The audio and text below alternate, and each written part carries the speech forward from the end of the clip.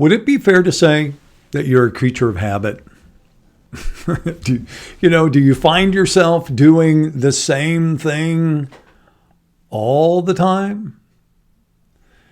Well, don't feel like you're the only one. I think a lot of us certainly are creatures of habit. That we do the same. But there are also catalysts that come along in our lives that force us to change things. Obviously, some of them are very obvious. Pandemics force you to change things. Death in the family certainly will force you to change the way you do things or the way you think. So I guess catastrophe is a good catalyst. For all my life, I always thought that the only thing that would change us as a people, as a country, as a community, many times, was crisis. Because I've seen it and you've seen it. If you've lived here for any period of time, you can walk back to all the different hurricanes and natural disasters that we've been through. And you've looked at people and how they reacted to other people and where they stepped in. And they never hesitated that if their neighbor had a tree on their house, well, you just went to work and you helped them get the tree down. I mean, that was just what we did. Is that still true? Is that still where we're at today?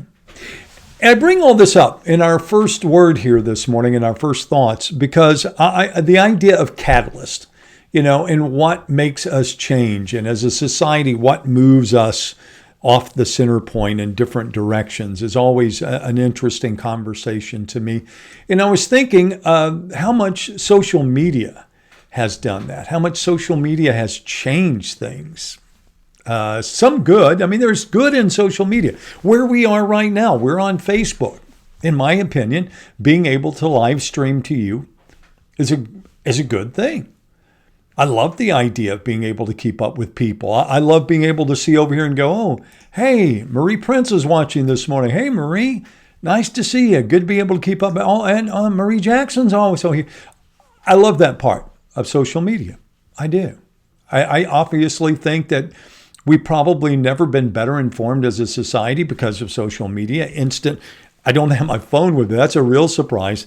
I just look down and I'm panicked. Where's, not really. But I mean, that's kind of the way we approach our lives sometimes, because if you really want to do yourselves a favor, check and see how much screen time you have every day. You may think, I'm not on my phone more than 5 or 10 minutes. Nah. Then you go back and you look where they actually keep screen time, like in your settings on your phone or on your device, and you find out you're on for 4 hours during the day. Even if you're checking for 15 minutes or you're shopping for a few minutes, you would be surprised how quickly it adds up. It's a cumulative effect. And obviously social media, while it has its upside, it also has its dark side. And I think it's affecting us. Check out this story. This is coming to us. Headline, this is in the Ohio State University Wexner Medical Center website. It says, survey finds American social media habits changing as national tensions rise. Columbus, Ohio, this is a study of Americans using social media. And a lot of different events have been playing out in our country, obviously. But here are some of their findings. This is interesting. It says many participants cited stress from COVID-19 pandemic along with the movement to end racial inequality and other divisive political issues in our country as reasons for taking a social media break. While it may seem impossible to disconnect and step away, some survey participants reported changing their social media habits this year. And here's what the survey found. More than half of Americans, 56%, say their social media habits have changed because of tensions surrounding current events. 3 in 10, 29%, say their social media use has increased because of tensions surrounding current events. And 1 in 5 Americans, 20%, say they've taken a break from social media because of tensions surrounding current events. Do you ever have days when you're maybe reading social media and you say, okay, enough, I really am not interested in spending all my time reading somebody's political point of view. I've had enough. I'm going to back away from that. I'm not going to be on social media anymore. Have you had days that you thought, that it's not worth the effort, it's not worth the time that you invest in reading these different posts? Has your take on social media changed since all the, pressures of current crisis are going on? We'll talk about that some this morning. Also coming up as we continue, we'll get you an update on some current numbers. We'll talk about testing. We'll talk about back to school. And we'll talk about a plan in place at UT that some critics say is almost laughable. All that coming up on this edition of Dan's At Home Update. So be sure to stay with us for that. Looks like it's going to be an interesting day.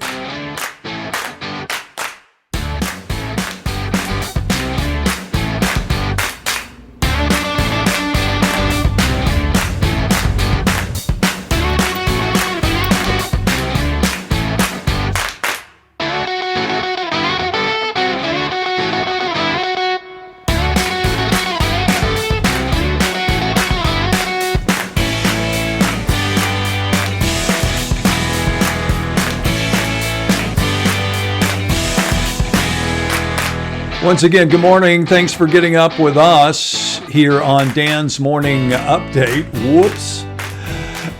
We are working our way into a Wednesday. It is a midweek. It is the 5th day of August. And again, I am Dan Gresham. This is my house. I'm in my home studio, which is multiple studio for live streaming, studio for painting, studio for crafts with my family who would like to come in here. But again, I appreciate your taking the time. I said it yesterday. I'll say it again this morning that I believe time is the greatest currency that we have. And you investing a little bit of your time, I appreciate it. I really do. But I want your comments this morning, your thoughts. Social media, good, bad, indifferent, both.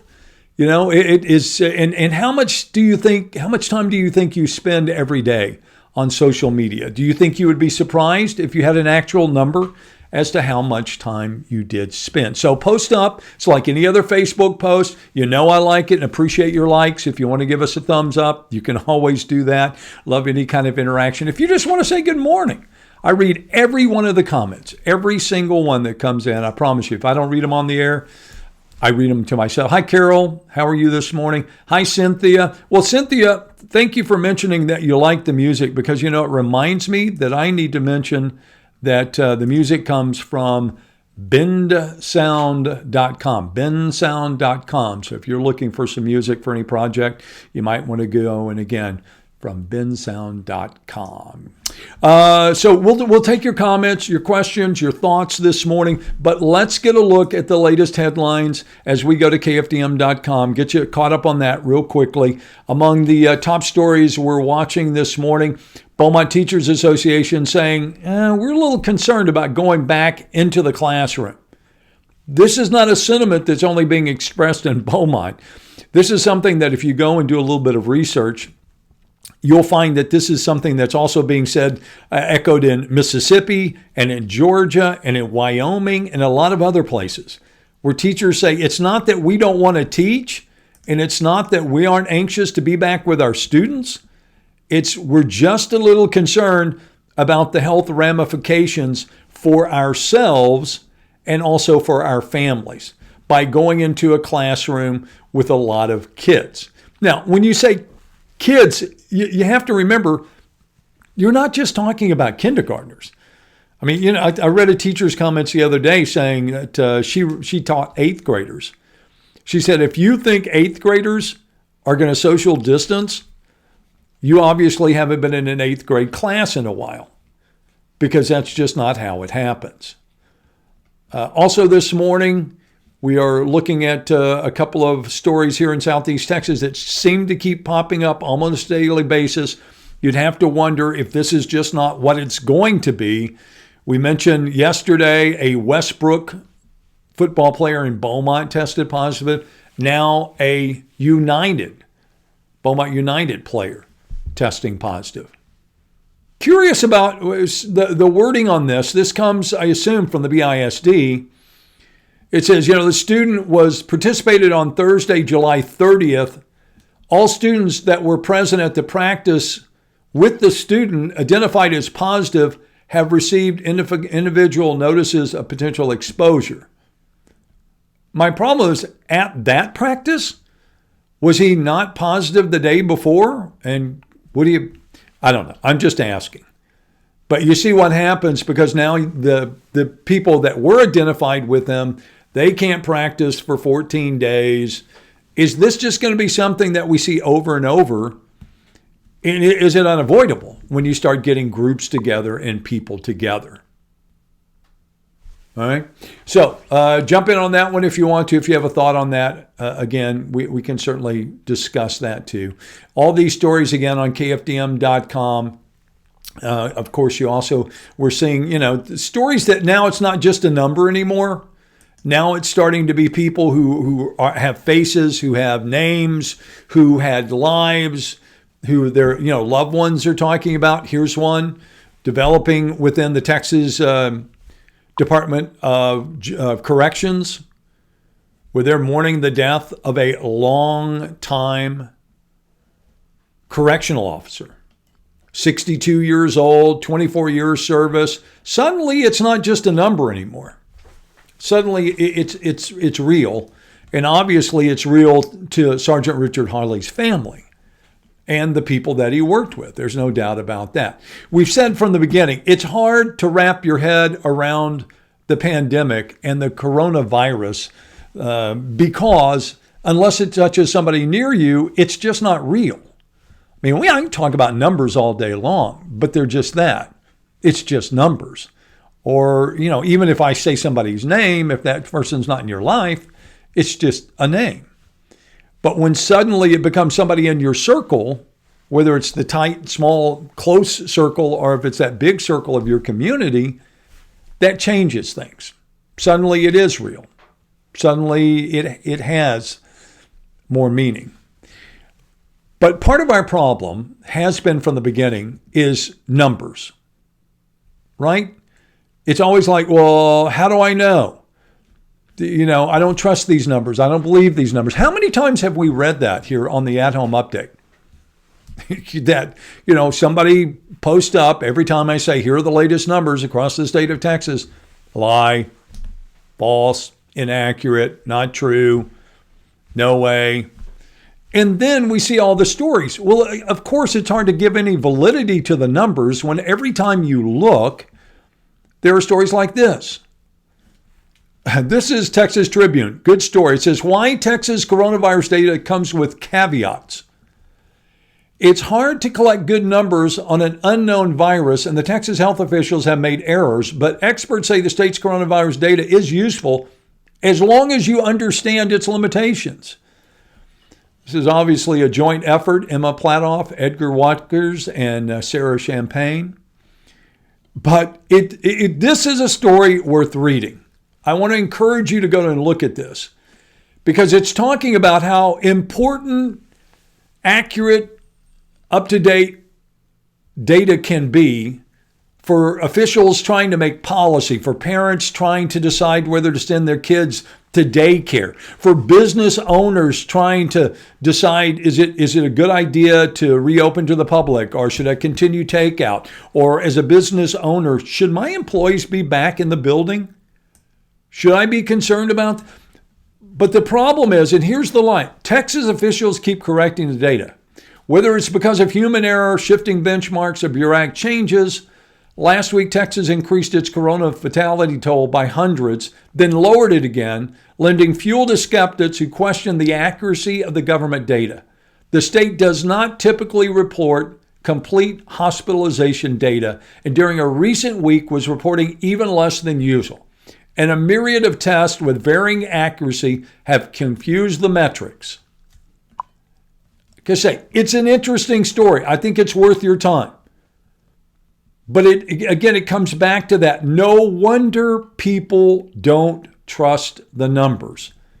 If every time you start doing the research and you start reading, it's a different slant, a different take. Did you know this? Because I did not know this until yesterday, I guess. That when we look at these numbers, and I can take you to the numbers here in Texas. I'll show you the latest numbers from what I've seen today from Texas Tribune. But when you look at these numbers, did you know that the total number of tests and total number of positive cases, they don't include rapid testing? And rapid testing is pretty popular now, especially if you're going to urgent cares or independents, where people are now using that as their form. They are not even included in state numbers.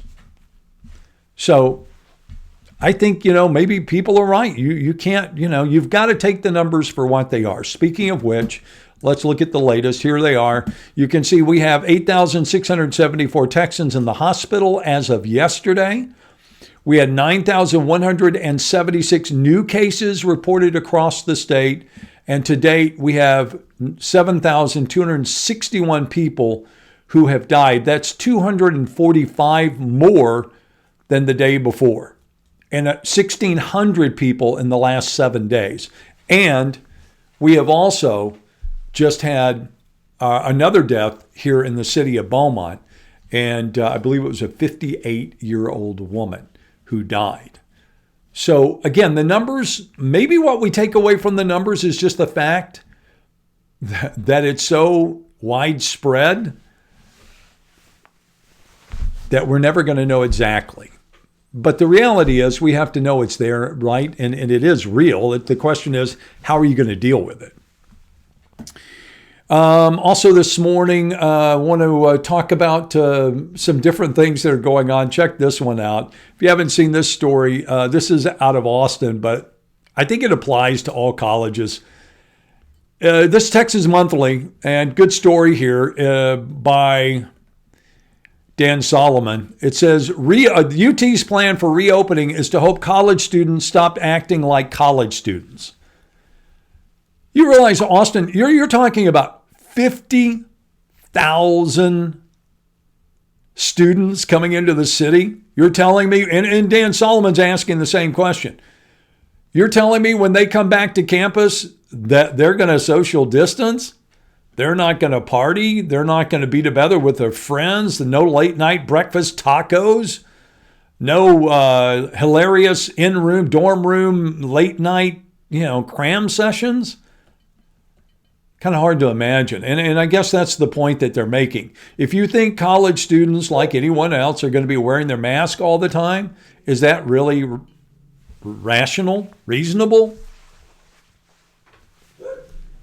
Again, all things that I expect you, if you're interested, to go and find out more about. You go and read more about these things. All right, let's jump in. Take a couple comments here this morning. Give me a second to back up and start from a place where some folks were joining in this morning.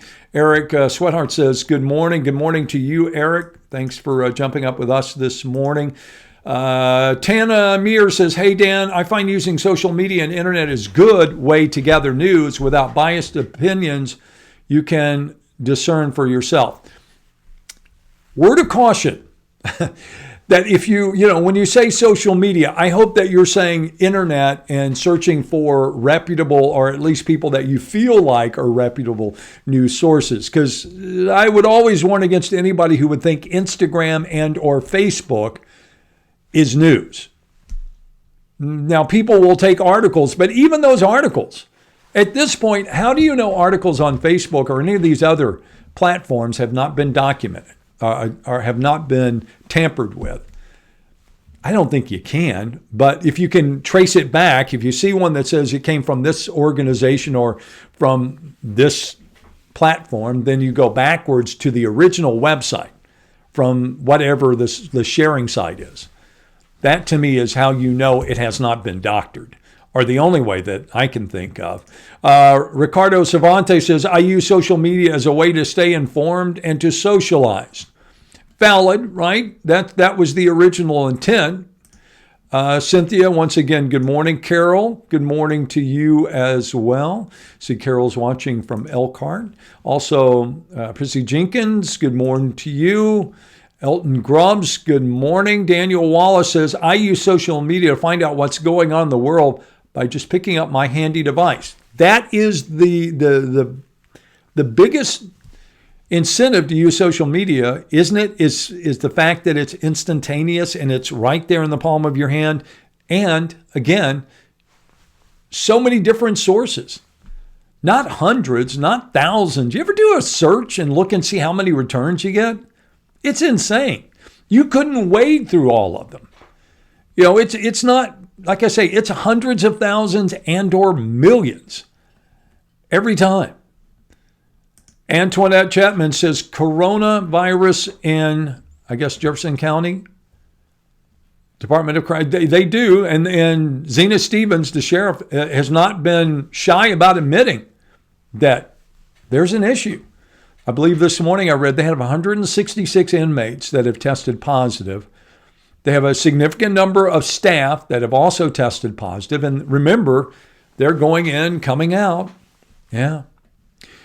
Cynthia Winter says, it can be good and it can get positive if we can get a positive outlook. I see so much rhetoric and hate on social media. I'm with you on that. I think that's, doing what I do. I am the target many times, and I'm okay with that. I mean, I understand nobody likes the messenger.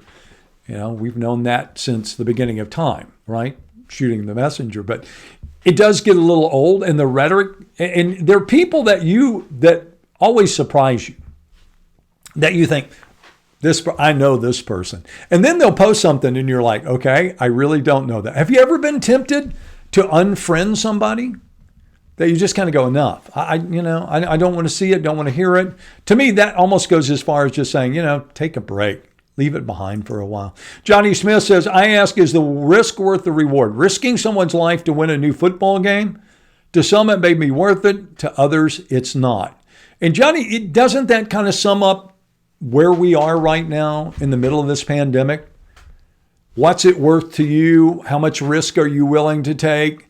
Obviously, there are a lot of people that don't have, they have high risk tolerance. I'm going to go out. I'm going to be with a lot of people. I'm not going to worry about masks. I'm going to live my life and it's going to be fine. And then there are other people who are currently cowering closets with their doors barred that say, I am not, not a chance. Not going out. Nobody's coming in. And then, of course, do you think the bulk of the people are somewhere in the middle? I mean, it's a wide spectrum. There's no doubt about that. But again, it's that idea, don't live in fear, just have the facts and learn how to live. We've got to learn how to live with it. It's unavoidable. It is not going away. I'd like to say it's going away when we get a vaccine, but then people have to take the vaccine. Donna Woods, good morning to you. Also this morning, Michael Lynn Milligan. I had COVID. I am a diabetic heart patient. COVID is real. COVID is horrible, but it's not killing everyone. Open schools, open businesses, get back to life, take the mask mandates away as well. Okay, I appreciate your perspective, Michael. I do. And I think that you're, to some degree, I'm positive that you're correct, that not everybody's dying that gets the coronavirus. And maybe we have not done a good job of saying that everyone that gets it even gets sick enough to go to the hospital. It's a small percentage. Most of us, I hope, understand that by now, that 10% that we've talked about. But it's the 155,000 that it has killed and their families that would probably argue that it's about preventing the spread. It's about doing everything that you can to stop it from happening. Businesses are open. I mean, drive around Southeast Texas. With the exception of those mandated by the governor, businesses are opening, functioning, operating in Southeast Texas, in the state of Texas. Now, I can't speak to every city. I've been to San Antonio. I've been here. I've been in, and yes, there are fewer people probably in a lot of restaurants, but they're open. People are doing business. I'm with you. We have got to find a way to coexist smartly with this virus amongst us. Also this morning, Stephan Norris, good morning to you. Thanks for getting up. Marty Jamison says, wear your mask. Good morning from David. Hope you're doing good this morning. Delina Walker, thanks for starting your day with us. Linda Tree, I would really like to have numbers more frequently than once a week in Orange County. I would suggest that there are places that you can probably go to and get more numbers, but I don't think I can suggest that they're necessarily more accurate. Because what happens is my understanding is that when you see these, they're compiled by the county and then posted. Some counties are doing more than others, and more often than others as well. Don Hennigan, I use it simply to keep up with old friends like you. Donald, that's true or not true, because I know you also express your sentiments. I mean, it's not just, there's nothing wrong with posting our point of views, right? It's just not, do we have to accept that or expect that everybody's going to agree with your point of view? Probably not. All right, let's do this. Again, encourage you this morning. If you have a comment, you're welcome to post it. Also, if you'd like to give us a like, we appreciate that as well. Or if you don't have a like, if you're angry at me, what's this guy, like the guy yesterday, what kind of BS are you going to do today? Fine. But it's about the idea that we have this conversation and that we have a community in which we can exchange information and ideas and points of view, and that we can do it civilly. And we will, and we can, and we will continue to do so. Okay, I got one more thing I want to show you this morning before I completely run out of time, if I can find it.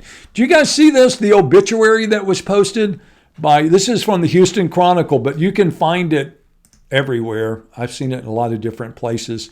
About the wife who posted the obit for her husband, brokenhearted over her husband's death from COVID-19. The wife penned the obituary, but made it a scathing message. Slammed Donald Trump, Greg Abbott, over their national and state response to the pandemic. Stacey Nagy wrote a 6-paragraph eulogy for her 79-year-old husband who passed away. And it definitely has gone viral. You can go and read the entire thing if you want to. It's posted up on Facebook, and you can also, but it's she leaves it all out there. You can go and read it. Again, I just wanted to bring it to your attention and let you decide what you think about that. Is that really obviously, she has a very strong feeling, and she's, suffered the loss of one of her. I mean, how much more significant can it be than your husband and or your wife? All right. So that's out there this morning. I've been trying to, over the course of the last couple of weeks, to end on positive things, right? So that we don't leave you feeling like, oh man, I'm so depressed. I'm so sad. Thanks for picking me up this morning. I don't want to do that. I don't want it to be, again, I don't want us to spend all of our time talking about COVID, but let's be honest, it is the dominant topic of conversation for a lot of people, no matter where you go. And it's probably not going to change for a while. So let me remind you real quickly, lots of ways you can follow us. Facebook, also Twitter, Morning TV Dan. And we post all of our shows on YouTube. So if you know someone that's not on Facebook and you say, oh, you need to see this or watch it, you can go to YouTube, Dan's at Home. That is the channel on YouTube that you should go to. All right. One more comment popping up here this morning. Carlene Pardue, a lot of disease causes death. Should this one virus be singled out? I remember back in the day, vaccination was done in school. Some died from those diseases, but most didn't. Maybe the need is to put it into perspective. Well, I think, Carlene, we all need perspective. All right. So one final story for you this morning. Are you going to be able to take a summer road trip? You going anywhere? Will you do anything? Everybody seems to be staying, in country. I don't see a lot of people going, hey, headed to Puerto Vallarta, or, I'm going. I'm sure there are people who are going, but I just don't see it nearly as much as I see people who are, hey, we're in Colorado, pictures from New Mexico, road tripping. And if that's the case, let's do a little road tripping without having to leave the house this morning. How about this one? USA Today. Story in their travel section, no flight required, 10 island escapes in the U.S. that you can drive to. I love this, that, you don't have to go to the Caribbean. You can go to Coronado Island, which is just outside of San Diego. The Florida Keys are a great one that you can check out as well. How about Virginia's? Are you kidding me? Not even going to try that one. Chincoteague Island. Tybee Island, I know. Been there, done that. Great place to go. Marco Island, another great place to go if you haven't been in Florida. Here's a good one for you. How about Orcas Island in Washington State? And the list goes on. Outer Banks of North Carolina. So again, if you're going to travel, you can travel safe. It can be done. You can road trip. There's no doubt about it. All right. Thanks again for being with us today. I do appreciate your time. You know that.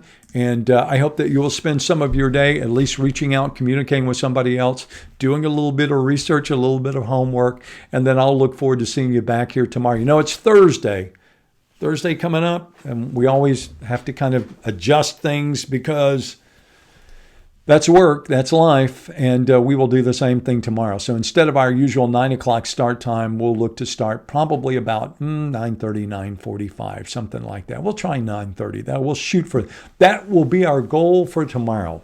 I'm not much of a list person or a goal person, but I'll make that my goal tomorrow to make sure that we're up and going by at least 95. Again, go out and make it a terrific day. Look forward to seeing you back here bright and early tomorrow morning. Don't forget, when you want to catch up on what's happening in the headlines, the place that you want to go is to KFDM.com. And of course, coming up today at noon, we'll have an update also at 5:30, 6, 9, and 10 on both KFDM and KBTV. Plus, I'll see you back on the morning show bright and early tomorrow morning beginning at 4:30 a.m. Until then, be safe. We'll talk again soon.